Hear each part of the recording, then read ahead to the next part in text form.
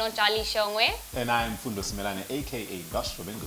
And welcome back to our third episode of the Style Up Forum, a chat room created and powered by AHF Eswatini in an effort to empower the youth to lead a safer and healthy tomorrow. Yeah, so you guys better stay safe, stay woke, and yes, stay healthy. Did you miss me? Is this episode I did. 2? Like, even if you didn't, like, It was it was a very unfortunate it was time. very unfortunate. But did you miss? No, I did. You did. Okay, so just wanted the Fully. Okay, so I just wanted everyone at home to know that I was missed, But you know what? It is what it is. In the studio today, we have the gorgeous Mrs. Are you missing anything? Maybe yesterday. Not missing Today, anything. not missing anything. Not missing anything. But yeah, man, go ahead. I'm Njabu Mabu. Well, okay, Njabu Mabu, but I just go by Njabu Mabu. It's easier. Yeah. You feel like it's shortcut? Are you from Manzini? Because Because I feel like people from Manzini are always taking shortcuts to Obvious, everything. obvious. Because I So- feel like if Drake was in Manzini, they'd be calling him Dragatraga or Mtrizi or something. Definitely a Manzini girl. But who is Njabu Mabu? Before we even move on. Okay, Njabu Mabu is a blogger. Yeah. Also a student at the University of Eswatini. Oh, it's nice. Doing some producing also and presenting on Uniswa FM. So yeah. Yeah. Mabanga ngathi sebatonga. Number out. Okay, sorry. Ooh. I think the studio is getting heated. And ladies and gentlemen, thank you once again for tuning in and joining us. Please like, subscribe, and of course share our Style Up page on Facebook and on YouTube. We're there. And tonight, wherever you are in the world, because you might be getting this on a different time zone, we're talking all things pregnancy, teenage pregnancy. Age. Man. Why this is also age? Eish. Because we have the pandemic that's been going on, and for some weird reason, I say weird because we haven't been really accustomed, or we don't really have full details of what has been going on. But we have a whole lot of teenagers getting pregnant, like the past year, or maybe past 2 years, or maybe past 3 years. But since in the past 12 months, to be specific, we've had a very high percentage of teenage pregnancies. Well, I think teenage pregnancy is just a pandemic. On its own. I think it's always been, but obviously with time, as time goes on, we are more available things are actually getting worse. And Vele, you're right. In the past 12 months, we actually have had a higher rate of teenage pregnancies for so many reasons. I think one of them could be boredom. Sihleti ekhaya, we're not doing anything. Sifake ama-mask, sikhohlwa kufaka i-condom. Yeah, I get you. So it becomes a bit of a tricky situation. And then before even Jali comes in, there's one question you try to run away. Look, been in a health facility for something like over 8-9 months, and we had an interesting statistic whereby we had at least 2 or 3 every second day teenagers coming in because of failed abortion, so which means there are those successful abortions happening outside. What have we done wrong, as teens, as the youth, and probably maybe as parents, because I assume you are a parent as well. Like, what is it? Where have we gone wrong? I don't think it's actually a matter of going wrong, being right, being wrong. It's a matter of social behavior is a very tricky thing. We have access to information, but kuyisebenzisa is actually something else. One of the things that I actually have noticed is how I'll speak for myself. Yeah, it's fine. Having Go experienced ahead. same pandemic. It's coming from Kaya Leli. Parents are well educated. I had access to information, but still fell into that same trap. It was I wasn't thinking consequences because umntana is just that way. We are just playing around. We are just fooling around. Nobody thinks they're going to get pregnant until they actually do get pregnant. I'm yet to meet a lot of teenagers who actually want to have kids, but there it is. So it's not a matter of going right or wrong. It's a matter of, I think we need to look at how do we change behavior long term. No. Yeah. Yeah, but was he older? Was he old? Okay, he was older, but not age gap kind of. Wiser. Yeah, no, he was older, but not wiser. He was older because he was, I think he was 4 or 5 years older than I was, but none the wiser. So. Okay. Yeah. Yeah. You were saying, Charlie? Could you take us through your journey being pregnant? How you found out? How your family took it? Hey. Did you have to drop out of school? Like, don't miss the details. None of them. Yeah, like profitable parents, you know. I have something like meeting at 7. Yeah, Let's take it for meeting at 7. Meeting at 7. First of all, 7 vele begun prayer time ekhaya. You know. So because I come from that kind of family, and I think a lot of people can actually relate to that. But how did I find out I was pregnant? I'm not sure if it was actually a finding out more than it was guilt. I knew what I had done, and I knew I hadn't done what. Like I knew I had unprotected sex, and I knew I hadn't bought morning after pills, and therefore when I started getting a bit sick and whatnot, I don't know. My head was already on some. Okay, I did something wrong. I'm gonna get pregnant, and vele I actually did get pregnant. And how did the family take it? I got kicked out. No. Period. I just got kicked out of home. I remember my mom. I sent my mom a text. That's sad. Because now I was about to write. I was in first year of university, and so I sent my mom a text because besengdo qala kubhala exam. So I had to go home to get more food, so that I'm able to sort of sustain myself. Yeah. And I said, there's something I need to tell you, and I'm pregnant. You know, I doubt that she processed anything, because as soon as she received that text, she called me, and it was really bad, because she was like, "Whose wife are you to be pregnant?" And I was on some and she's like, "Come home now." Yeah. And I'm thinking, okay, will I get beaten up? Will I get thrown out? Because my dad has always said, if anybody gets pregnant, you're gone.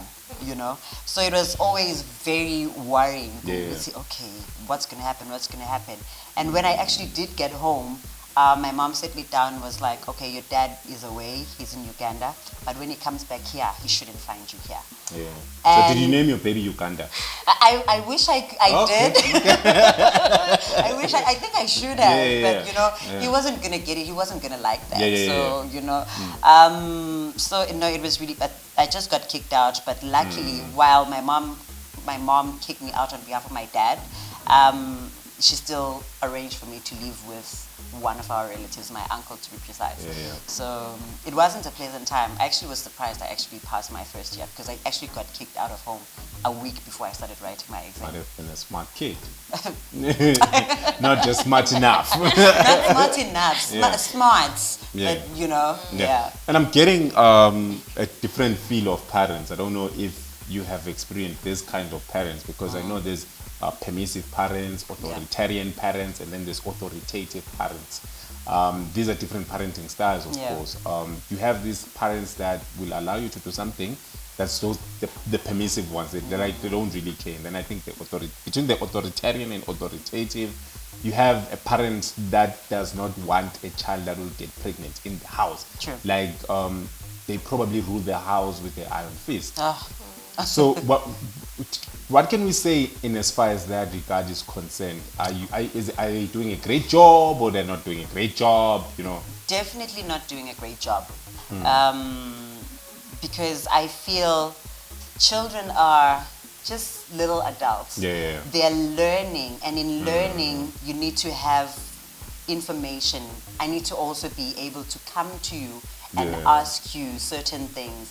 For me, it was, I had information, textbook, pamphlets, but the realities of how to have a relationship was different. My parents did not want me to have a boyfriend, obviously. But did you have a relationship with them before you even moved? I didn't. Besides them being a father or a mother to you, because I feel like that's something different. At the time, the relationship between me and my parents was, okay, I need money for school fees, I go to my dad. I need money for whatever, I go to my mom. So I knew it was always when I want something, I'm going to go to a parent. But after that, there is no... So it was more like a transactional relationship. Yeah, it was a transactional relationship, which I think tends to happen with authoritarian kind of parenting. Because you are there, you just lay down the law. You don't look at the personality of the child. You don't consider what kind of friends they have, what kind of life they probably want to live. You don't have a conversation to try to get to know your child. So once you don't get to know your child, then obviously conversation is the end, and therefore your child is most likely going to be talking to other people and not you. And that's where they get the love. Yes. The love that what is actually making. What they think is the love, because it's something that are not getting in the house. Exactly. Okay, Charlie, you were saying? Oh, you have nothing to say. She's shocked. No, she's shocked. She's still like, okay, where are you in as far as parenting is concerned? Do you think your parents are permissive, authoritarian, or authoritative? I think they're a bit of everything. They just allow certain things, and as you grow up, some things kind of like die down, and they don't enforce as much power. They kind of let you flourish into your own being and not do as you please, but want to guide you into doing the best for you. Yes. No, that's really nice. They're living another life. Right. So, ladies and gentlemen, as we're about to go to the ad break and come back again with all things teenage pregnancy and everything, Jabu Mabu still in the studio. Me and my parents, they beat. Oh, they beat.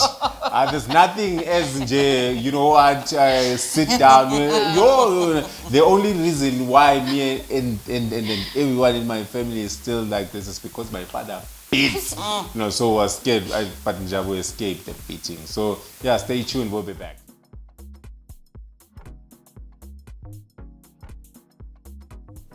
Welcome back to our Style Up forum, and the topic at hand is teenage pregnancy. Njabu, I want to find out how, like having highlighted that you come from a strict family, how did you end up, or how did you find yourself in a relationship?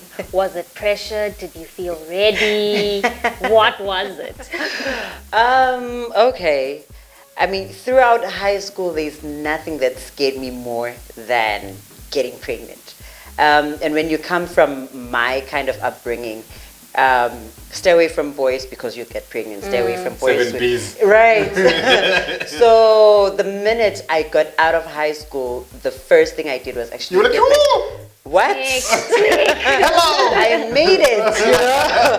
So I got myself a boyfriend, but that is not the one that I got pregnant for. So you changed, like leveled up. Yeah, I leveled down because I started up there, you know. But with that boyfriend also, it was a little bit of pressure, because now he was a very popular guy, much older. All the girls, because I went to an all-girls school, all the girls loved him. He had the most beautiful car, and he wanted me. Oh. So it was, what? So you had basically secured the bag. Right! It's what I thought. Got you. So yeah, that's how I actually got myself into a relationship. It was a little bit of pressure and feeling like, yeah, I made it, so I deserve this. I was awarding myself. Yeah. So you felt like you brought all the boys into your yard because your milkshake. Yes, definitely. We get you. We get you. But now, look, there's this pending one small question before we even jump onto it. You are there. Like, there's a flashy car. Yep. All the girls are like, you are there also, and this guy just picks you. And then when you get to the date, was it because maybe it was the aha moment, or you felt like, yes, now this is the time to give it to him? Or abangani bebakubalela ngale bathi friend, if you don't, I will. Yeah. You see, the funniest thing though is I was the first amongst my friends to actually have sex. Yeah. So it wasn't necessarily pressure from my friends, but it definitely was a little bit of pressure from the older guy, because to keep him, I felt I needed to have sex with him. And also there was that, what is this whole, the curiosity, you know? He pressured me, but I was also very curious. And one evening it was just, you know what, let's go out, I want to spend some time with you. And we went to his, tricked you. yeah, and yeah, let's have some drinks, and then, oh yeah, let's get inside the house, and then let's get a jacket. yeah, and then it was just okay, you know, this is not what I read about in the novels, but okay. I thought it was gonna be much. Yeah, like what? I thought it was supposed to be fireworks. So nah. It wasn't that kind of a party. No, it wasn't that kind of a party. I actually didn't like it at all. So my next experience was, no, I need to know. That can't be it. People can't be going Google Gaga over what's the hype over. Yes, and that is when I actually got pregnant. And the funny story now is I'll dial down to a guy my age, and my boyfriend at the time would not have sex with me. I don't know how many times I tried to trick him into having sex. Imagine. You wanted. I was the girl, because there's always that, no, the guy always tricks the girl. No. I tried to trick him into it. He just always found a way out of it. And then when I got to varsity, I was like, this guy just met me first time and he's on some. And I'm like, oh yeah, cool. And then, boom, wow, I'm pregnant. So now I had a boyfriend and had gotten myself a side guy, and I was pregnant by the side guy because my boyfriend wouldn't. So you see, it was a mess. It was a mess. Yeah, but then again, we have to go back to, there's information, but there's curiosity, and then there's that. I feel like parents that are too, I feel it's they try to protect, but then they hold on too tight. You don't learn anything. That when you get time, they breed the most devious kids, because I think that's what I became, a devious child. That if I don't get this, I'm gonna do this, and I'm gonna do this. So I became a wild child, you know, and that is actually how I got pregnant. So yeah, there was a bit of a mess. That's tricky. Yeah. So seeing the structures and the support that government provides, if you were to turn back the hands of time, what would you do differently? What I'd do differently would definitely be First taking. use a condom. Not even using a condom, because the tricky part also is the condom is there for the guy to use. Those are the free condoms that we actually have. Female condoms as well. Yeah, but I haven't seen a female condom in the past 12 months. Really? I've seen. No, I haven't. Like right now, I'm from campus. There are a lot of male condoms, but there are no female condoms. I'm your plug. That's AHF is your plug. Thank you. Anytime you need us, we'll stand you up. Yeah, but what I would do differently is definitely take charge of my sex education. I'd make it a point. I wouldn't give so much of myself in a relationship, because I feel a lot of my earlier experiences when it comes to sex was always about the guy.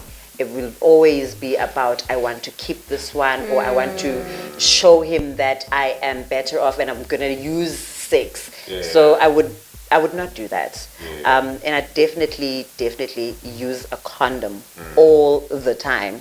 Not because only for the pregnancy, you know. Yeah, because it gets tricky. When you get pregnant, the first thought, I won't lie, the first thought is, I need to get rid of this. But where, how? And then you sort of, 20 years down the line, you have a 20-year-old baby. So 20-year-old baby? Yeah, we call them babies. They She's never stop. grown. No, he's like, what, he's going to be 16 now. Okay. So he is at that age where, you know, so I try to do for him. You're doing it differently now. Yeah, because I think when he got into grade 8, you know, I'm just going through Instagram, and boom, he has a girlfriend. I'm like, whoop, whoop, whoop, whoop. Hold on, wait, what? Who is that? What's going on? Like, hold on. Before you think of having sex, can we have this conversation? Yeah. Like, what do you think of 16?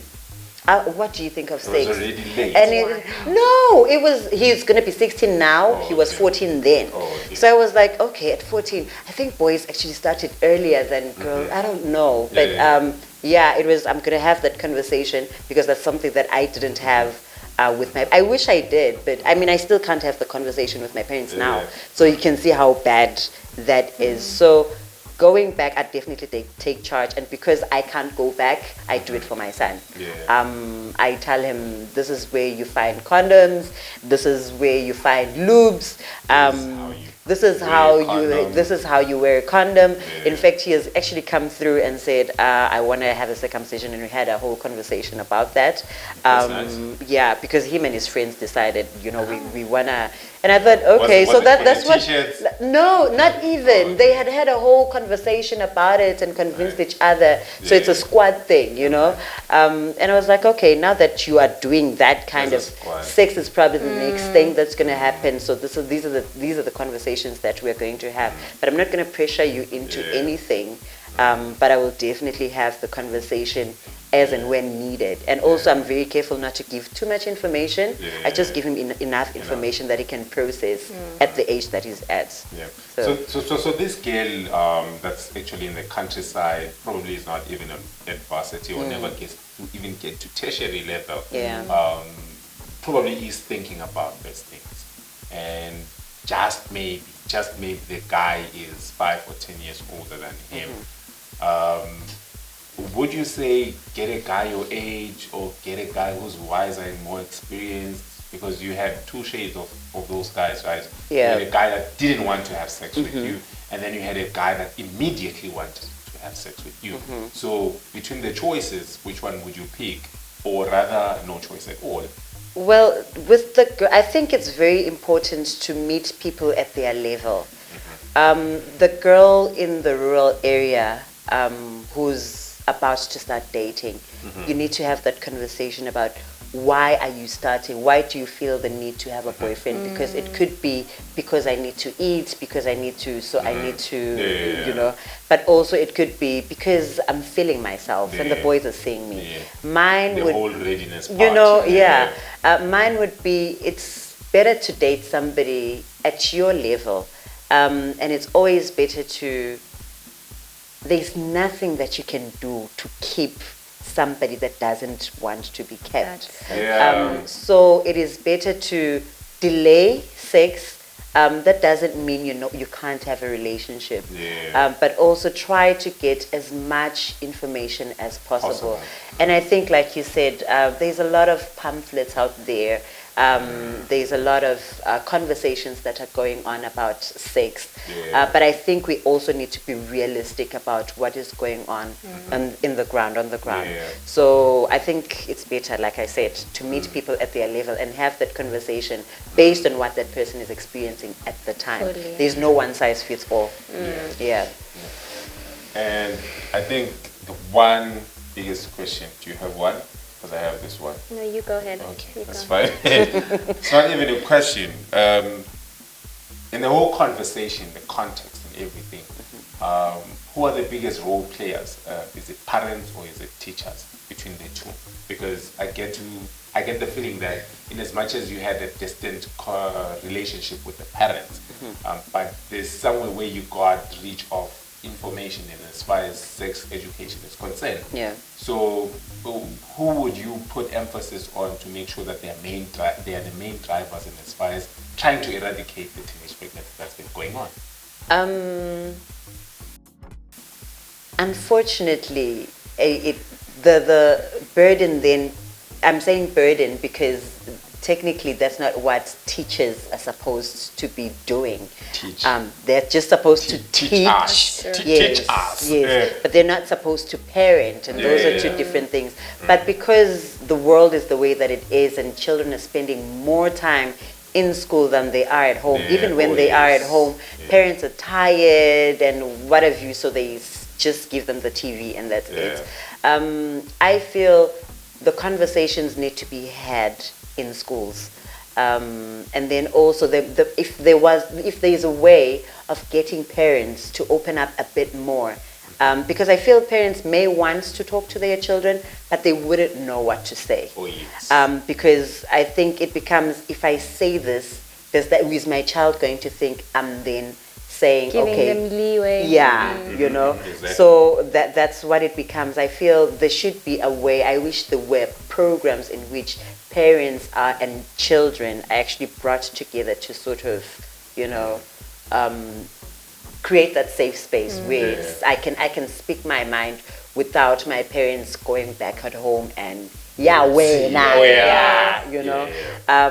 I wish we had more of those things. Yes. Really appreciate it. Really appreciate it. So, ladies and beautiful gentlemen, I don't even know I'm using the beautiful and the gentlemen, but you know what? We're going to go on the break. But before we even go on the break, please do not forget to like, subscribe, and of course, share our Style Up chat room page on Facebook, YouTube, and everywhere. And that's Tola. And you know what? She said it. Some of the parents could possibly be struggling to have these conversations. Some of the teachers could possibly be having a huge struggle in having these conversations. You know what? AHF Style Up program is there for you. So do not change the dial. We're here for you. So stay safe, stay woke, and stay healthy.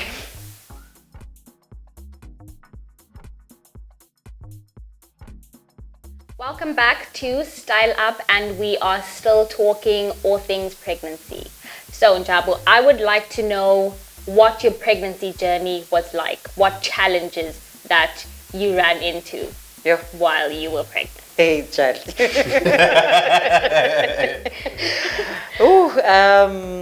First off, like I said, I was a first-year student, and he was a final-year student, so definitely no money. And I had already been kicked out of home. So now even the access that I had to money was no longer there. So now one student relying on another student for taxi money to go for checkups. And then checkup was also quite pricey, is actually quite pricey. So yeah, most of the time I would find myself, now remember I'd gotten kicked out of home. So I was living in Babane, in Mangwaneni, with so many people that I wasn't used to. So that in itself was a bit stressful. But also it was now, not living at home means I don't have access to a car, which means I have to walk all the way to flats, you know, and walk back because now brother man has no car, nothing. And you know, the thing about the thing about boys will lie unprovoked, ne? He had told me that he comes from a certain type of family, only to find they sold you discounted drinks. Only to find that things were not as he had portrayed them to be. So it wasn't that financial stable environment that he had actually portrayed himself to come from. So that obviously impacted on how we relate to each other. And then there's cravings. Cravings need money, you know. So I'm always out of money. So I'm always grumpy because I'm broke and I'm craving things and I'm not getting them. But you know, then I had to sort of, my cravings, you know, my baby was very smart. My baby started craving likosha, you know. He had something very like so it was, but you know, I'm laughing now, but back then it really wasn't, because it wasn't funny. Because, you know, you sit there and you're like, if I was at home, I'd be having ice cream with my siblings. Now I had no access to my siblings, and me and my siblings were close at that time. And now I have no access to the mom and dad that I thought I had no relationship with, only to realize when I was no longer in their space that actually these were the gaps that were actually filling. And then also, it was a very lonely time. And the relationship sort of took a bit of a nosedive, even though we bounced back, but it was really bad for the baby, which is probably why I couldn't even carry the baby long term. Like he was a premature baby. Yeah. I was worried. No. But then with that also came its own challenges, because now I was in labor and I had not even a single nappy, no money. So I had no idea what I was going to do. Did you ever, I don't know, was it demotivating, or like were you afraid to maybe reach out to your parents? Or did you just know that they had cut you off and that was final? I knew it was final. I never even thought we would actually have a relationship ever again, especially with my father, because he just wouldn't talk to me during that time. My mom would try to, steal some time, say I'm coming to Mbaban, but things were not the same, because you can see the disappointment in their face, and you really don't want to be dealing with that. So I'd rather stay away. But also I had gotten angry myself, because I was like, I've been a good girl all this time. I'm in university. It's not like I'm wasting any of your money. I haven't had to drop out of school. Why did you have to kick me out? I don't know what kind of parent does that. That was my thought at the time. Yeah. And would you do that to your own child? Hell no.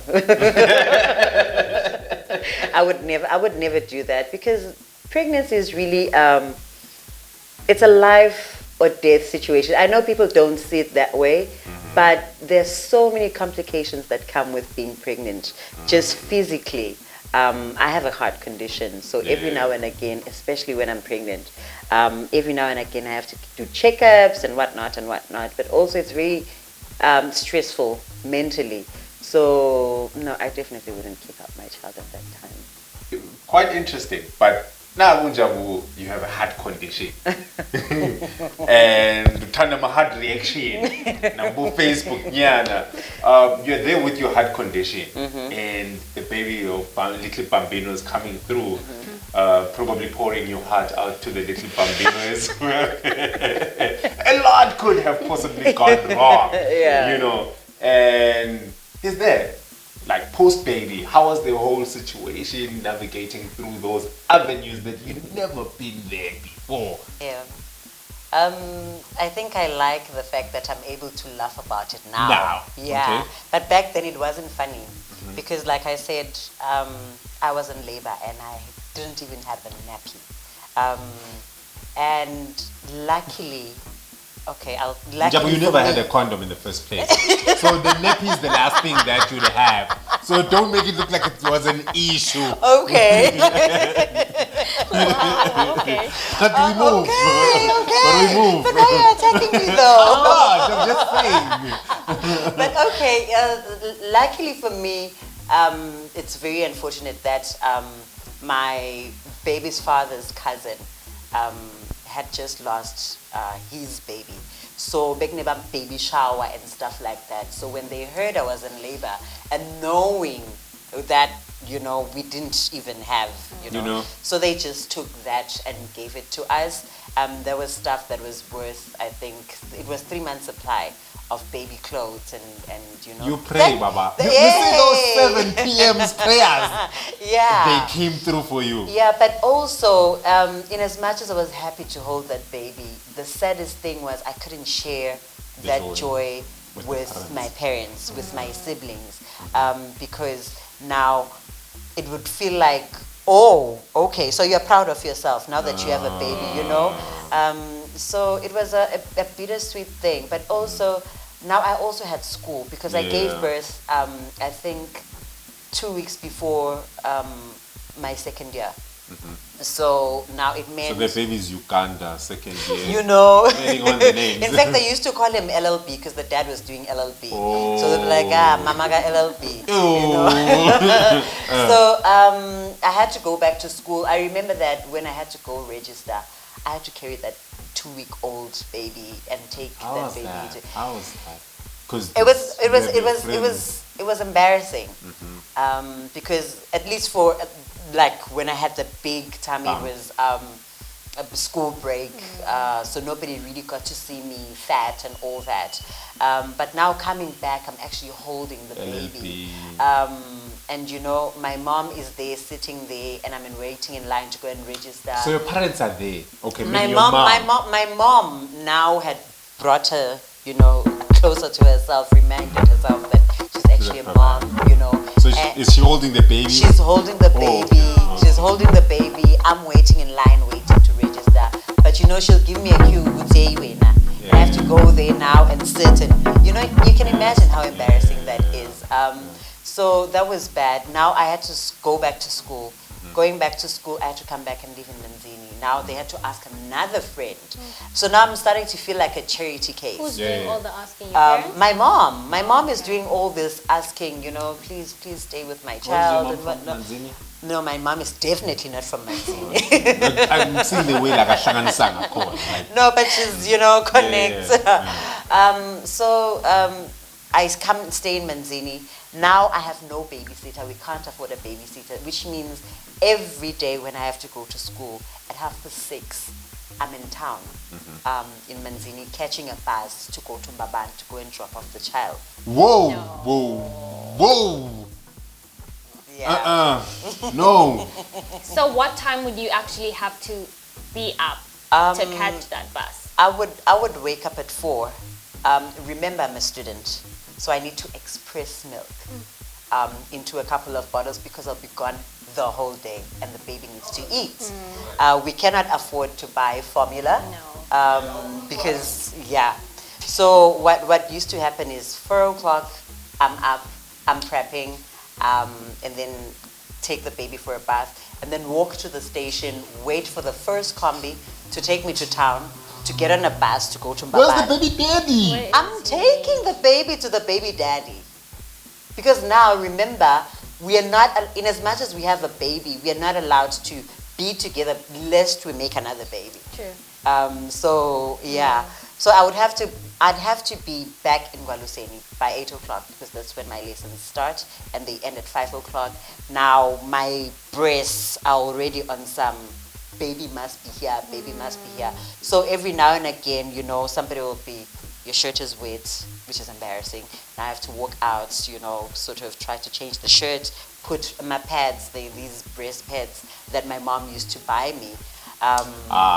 You know what, bro? I think we need another segment just for your mom. Right. Yeah. No, but she really was doing the most. But then, as the years went by, I think when I got to my 3rd year, I started thinking, I need to sort of sustain myself because now my baby's great grandmother, who was sort of helping out with things, had now passed away, and I was still 2 years not living at home. Exile. Yeah, still in exile. So now I had to go to work because I found a job as a temporary teacher. Thankfully, back then they were still taking Form 5 certificates. And then I also had school, and then I also had a baby. So you were juggling all these things.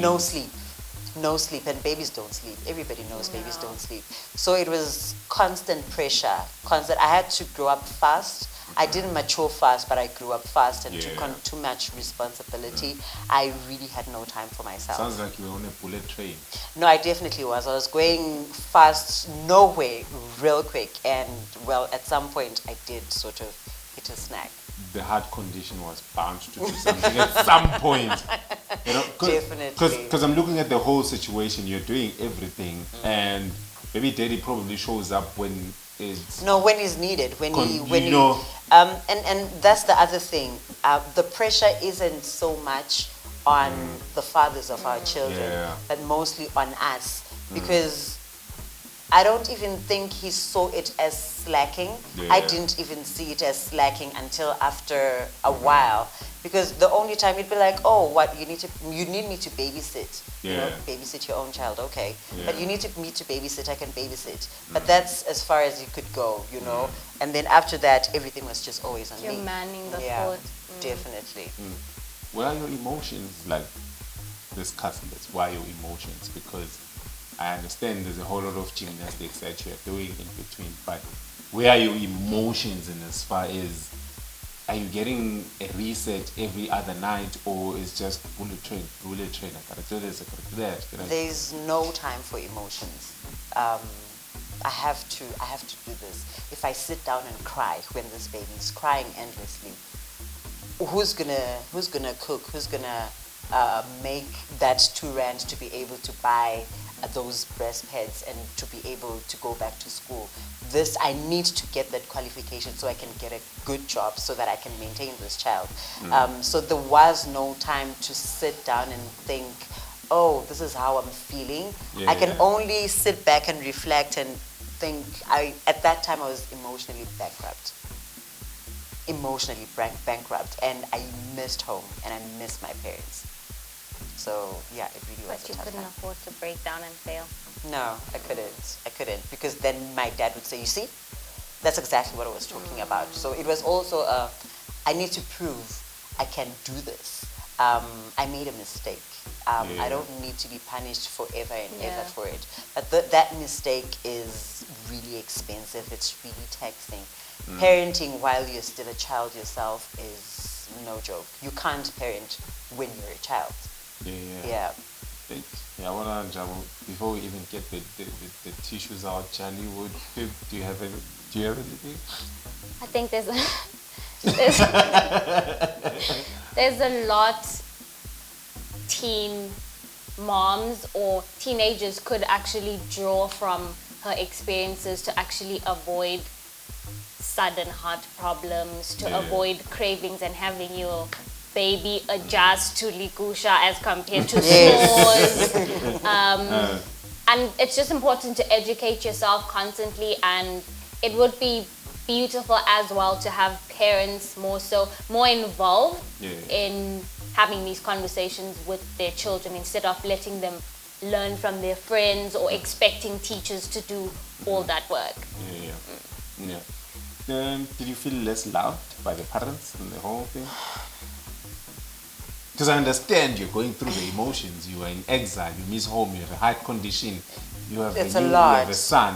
Maybe dad is not really active, but As I think the reason you are a teenager and you're so eccentric and what have you is because you haven't fully grasped how the world works.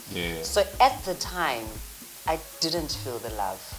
I just felt, oh, okay. So the minute I make one mistake, you reject me.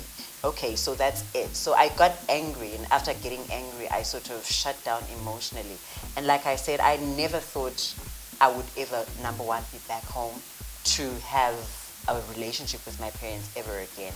And I felt bad because, you know, my grandchild their grandchild is not able to experience the love that grandparents feel for, or, you know, my child is not getting spoiled. My dad spoils. He spoils everybody. So my child doesn't get to feel that. So in hindsight, I know that they love me. I'm not sure if they would do it again. Because it really was a terrible time for the family. I think that was actually the one time the cracks started to show, because you know how, you know, you look like the perfect family until something happens, and then you start seeing the faults in either your parents or the children or the siblings. So yeah, it was a very trying time, and at the time I didn't understand. But right now, I definitely know that they were trying to teach me something. I wish they'd done it differently, but that's what they knew. The generation that they came from was the generation that kicks you out of home if you so much as get pregnant, you know. did they come back to apologize? What? No, I'm just asking. They kicked her out. How do they now apologize? No, for the treatment. For No. the treatment, No. guys. Like- This is their beloved daughter who just got into varsity. No. You know, we'll say they even reserve a seat for you in church. Yeah. If your daughter just go into... No, church is different because it's a whole baby. She couldn't swallow it. Why are they now apologizing? Yeah, so yeah, Treatment. I'm still waiting on that apology, but I'm not sure what it is. Sometimes I'm not sure. Sometimes I'm very clear. I want them to apologize for kicking me out and da da da da. Yeah, da. And then there's that. You're going to grow roots waiting. Right. You're right. Like maybe I need to get over that. But definitely no apologies. Buy them an apology book. Maybe they'll take hints. Nah. If Not my anything, I parents. think they'd expect her to apologize. Yeah. Have you?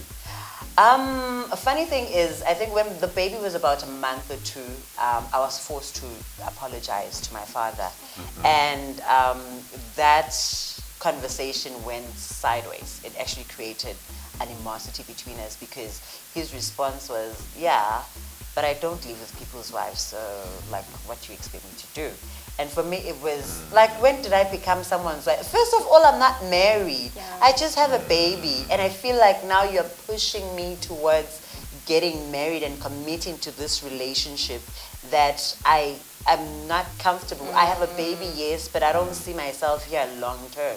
So that relationship actually lasted longer than it should because it was sort of, I need a place to stay. I need a partner who's going to look after the baby when I go working. Yeah. And then when I started working, now I had a small baby and a big baby because, you know, he still wasn't working. So I had to take care of the both of them with like a very, very lousy salary of about 2.1.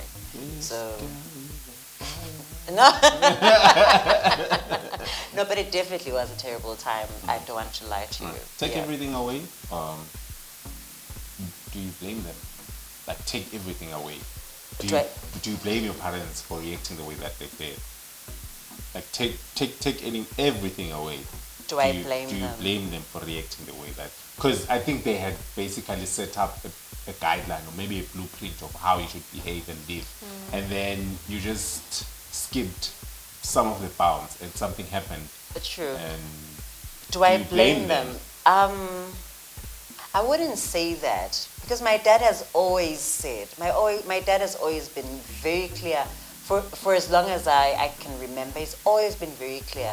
If you get pregnant in my house, I will kick you out. Like, we've always known that, which is probably why I avoided boys in high school, but then somehow I thought, woohoo, you know. Not like you were saying, and I thought, if you get pregnant in high school, in my house. Yes. Okay. And then, yeah. Parents, be clear next time. And you know, the first thing that my mom did say was, you remember what your dad said to you. Nothing about that has changed. So I can't blame them now for reacting the way that they did. They thought they were teaching a lesson. Okay. Yeah. And they did teach it. Lesson. It was a very hard one. Very harsh. I'm glad that we are where we are now. But it wasn't always that way. And nothing is ever worth going through that with your parents. Nothing. Yeah. Not keeping no man. Nah, no keeping no man. No. Besides, they can't be kept. No, never. Fully. I feel like I'm being roasted here. Anyways, ladies and gentlemen, it's been another wonderful episode. It's your boy, it's also Dosh, signing out. I don't know the beautiful ladies right next to me. And Jabu Mabu. Please do not forget to like, subscribe, and share. It is our Style Up chat room, and it's found, of course, on all social media platforms. Don't forget to like. Did I say that? Subscribe. Comment, share if you haven't already. Repost. You know. It's been an amazing conversation. So, teens, teachers, parents, please make sure that you keep on the lookout. Am I saying it? Yeah. Go ahead. Yeah. In everything that you do, do not forget to stay woke Stay safe. and Stay healthy.